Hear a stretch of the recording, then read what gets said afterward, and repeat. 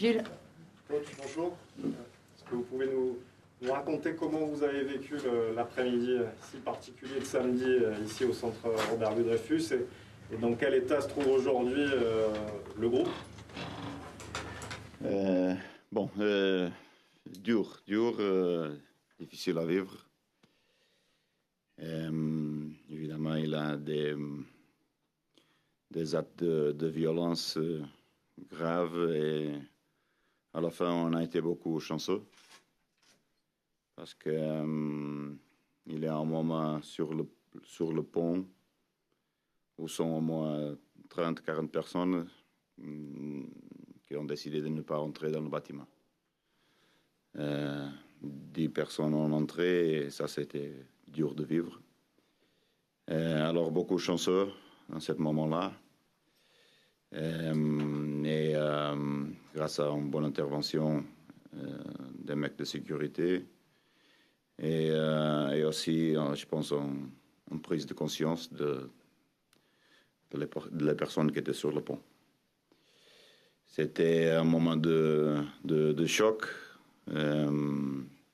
Heureusement, on était chanceux parce que rien ne s'est blessé de grave, mais oui, très, très dur à vivre. J'ai vécu, j'ai regardé à la télévision un incident pareil de l'invasion de l'académie sportive de Sporting,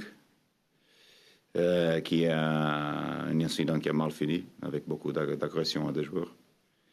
Et dans ma tête, j'ai eu cette impression que ça pouvait se passer une autre fois, et c'est pour ça que je suis sorti immédiatement pour essayer d'apaiser les incidents. Comment est-ce qu'on se trouve mentalement? Je pense que ça a passé. On est en contact direct avec les personnes qui sont responsables pour notre sécurité ici à l'OM. Non, on n'avait pas condition de jouer le match, ça c'est bien sûr. Et je remercie Julien Stéphane pour son message personnel, Rennes, Stade Rennais, et Nicolas Zorvec pour une bonne prise de position par rapport à l'incident. Et bon, maintenant, ça c'est dans le passé. Il y a beaucoup d'actions judiciaires par rapport à ce qui s'est passé. Mais oui, une chose que va rester un peu dans ma tête pour beaucoup de temps. Je pense, je ne peux pas dissocier de la frustration de la personne. C'est leur frustration maximale qui porte à des actes comme ça. Évidemment, il y a des limites. Ils ont surpassé tous les limites là. Mais oui, avoir regardé ce type de frustration par rapport à le moment, c'était dur. André, bonjour.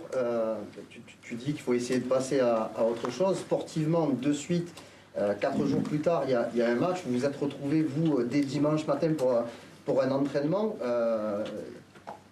Est-ce que mentalement, tu penses que tout ton groupe est apte à se remettre vraiment dans le travail, entre guillemets, et à penser uniquement aux sportifs et qu'il ne peut pas y avoir trop de stigmates dans la tête des joueurs? Bon, oui, ça, c'est une obligation par rapport à notre professionnalisme. Je pense que ça, c'est le plus important. Maintenant, on attend cette victoire pour nous faire finalement sortir de ce moment de crise. 2 matchs importants tout de suite, Lens, Paris Saint-Germain. Mais oui, on veut retrouver la victoire. Le moment qu'on retrouve la victoire, quand elle t'échappe par beaucoup de temps, je pense que ça peut donner une explosion de joie à tout le monde pour gagner un peu plus de confiance. C'est ce moment qu'on cherche, il y a beaucoup de temps, et c'est ça que nous manque à ce moment-là. Après, évidemment, chacun répond d'une façon individuelle à les moments qu'ils ont vécu. On essaye avec les conversations d'être le plus à côté de notre joueur pour le soutenir. Oui. André, bonjour. Si on a bien compris, les personnes qui sont venues samedi visaient plus Jacques-Henri Hérault que toi et les joueurs. Mais finalement, c'est vous qui vous êtes retrouvés au milieu de tout ça. Est-ce que tu n'as pas l'impression finalement d'être une victime collatérale de cette colère et d'être un peu les otages de cette situation? C'est une question très sensible. Je ne peux pas répondre à cette question. Nico? Oui, et du coup, je passe à autre chose, on y reviendra sans doute. Est-ce que hier, le mercato c'est terminé? Quel regard vous portez sur ce mercato? Est-ce que vous le considérez comme réussi? Et après, j'aurais une toute petite deuxième question. Deuxième? La deuxième, c'est sur les droits télé, le regard que vous portez sur l'échec de... Bon, le mercato a fini avec l'arrivée d'un nouveau joueur. C'est une décision qui n'était pas prise par moi, qui n'a rien à voir avec cette décision. Je l'ai appris par la presse le matin quand je m'ai réveillé. En fait, c'est précisément un joueur que j'ai dit non. Et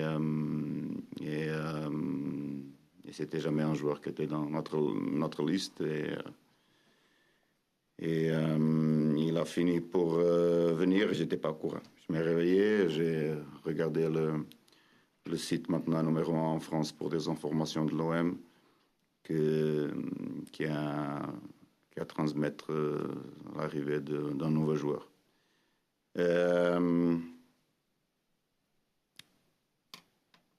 J'ai, à cause de ça, présenté ma démission à la direction.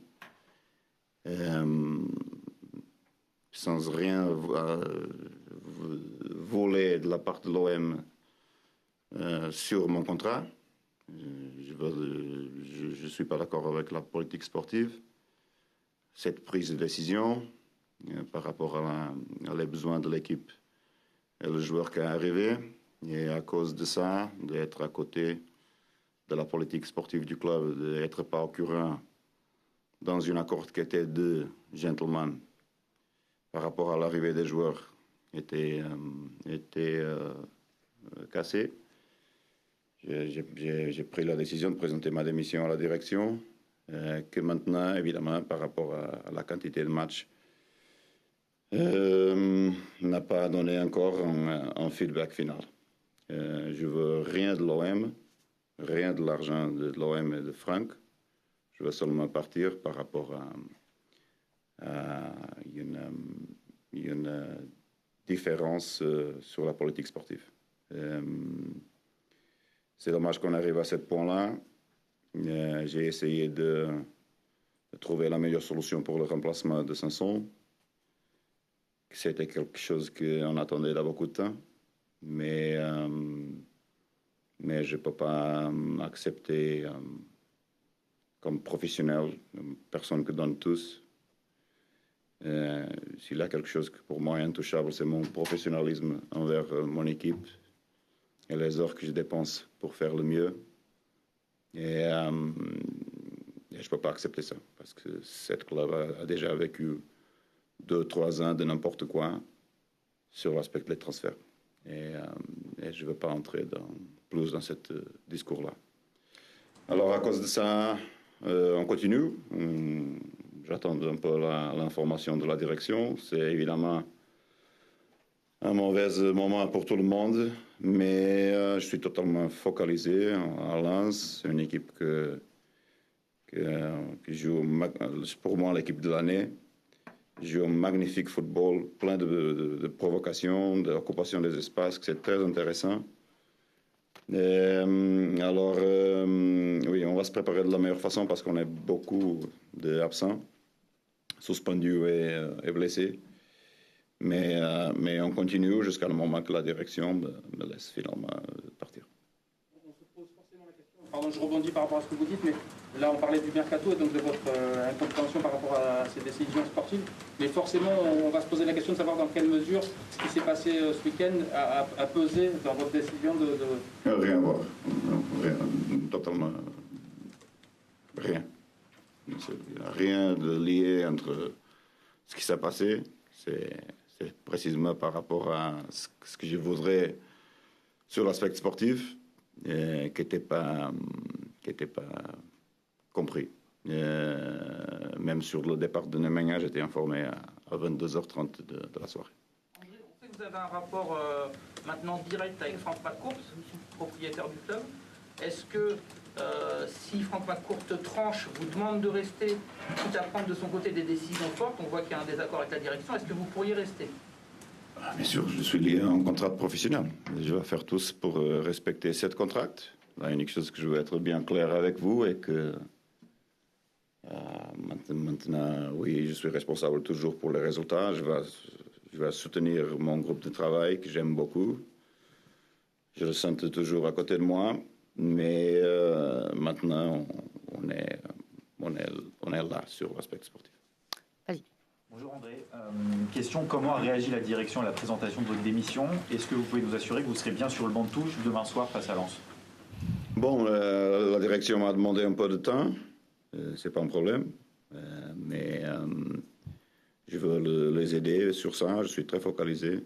J'ai bien étudié Lens pour donner une bonne réponse. Évidemment, par rapport à les absents, ça va être encore plus dur. Mais sur ça, on peut rester tranquille. J'ai beaucoup de respect pour Franck. C'est bien que il a un manque de... Il a un principe qui était cassé, mais que je suis habitué. C'est pas la première fois qu'un joueur que c'est pas un choix d'entraîneur arrive dans un club. Mais c'est pas mon façon de travailler. Alors, oui, très focalisé, préparé. Finir l'entraînement d'aujourd'hui et du reste, j'attends une réponse qui peut être non. Et si c'est non, on continue. Bruno. Bonjour. Ce que je veux préciser est très important. Je pense par rapport à tout le monde et que je veux rien de l'OM, je veux rien de l'argent. Je veux pas que ce qui reste jusqu'à la fin de la saison est respecté. Je veux rien de l'OM. Je veux seulement partir. Chose que la direction m'a dit que c'était très bien apprécié par Franck par rapport à ça, à un geste humble. Et ça, c'est très important de préciser parce que après, tout le monde fait des conneries avec les indemnisations et tout ça. Ils ont déjà fait des conneries de la indemnisation à Chelsea que c'était pas vrai. C'est un contrat qui était payé mois par mois. La même chose à Tottenham jusqu'à le moment que je trouve un club. Il n'a jamais eu une indemnisation. Et je veux être clair avec vous pour que ça n'échappe pas d'une façon diverse. Oui, coach. On se met à la place de supporters de l'OM qui aiment leur club, qui voient leur président. Oui. Ils sont très en colère après leur direction. L'équipe ne gagne plus de matchs. Un entraîneur qui veut s'en aller.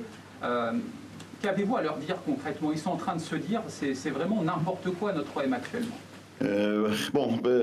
Chacun a ses raisons. Voilà, mais... Bon, là, je ne peux pas seulement répondre par le résultat, mais sur le résultat, je suis à faute. Je suis à faute avec les supporters. Je ne peux pas dire rien sur l'autre aspect. Je suis à faute, je suis très énervé. Je vous avais dit, dans les pires des cauchemars, j'avais pensé qu'on arrivait à une situation pareille. 4 défaites de suite, jamais arrivé dans ma carrière. Je veux vite sortir de cette situation, donner un peu de sport à les supporters.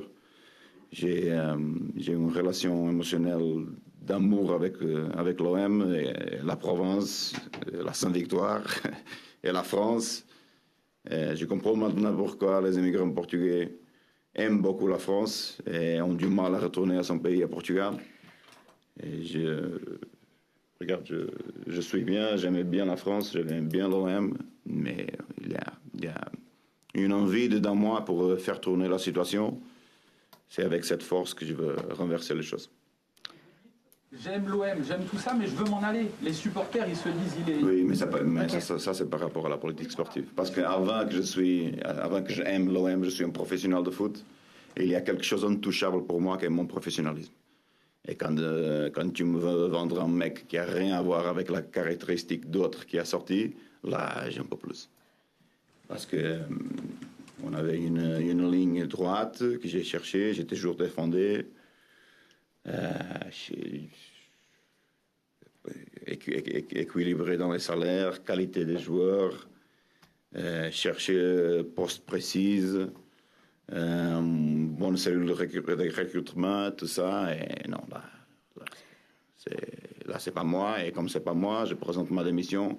Regarde, je pouvais être ici comme un autre entraîneur, dans la normalité des entraîneurs, et tout ça vient, il est focalisé pour Lens, et j'attends d'être viré. C'était pas le cas. Je veux pas être viré, je veux seulement partir par divergence sportive, accord personnel. J'ai beaucoup de respect envers Jacques-Henri qui est dans la Ligue à résoudre le problème de la droite TV. C'est déjà la fin, la cause, la fin du monde. C'est un moment déjà difficile pour tous, plus le Covid.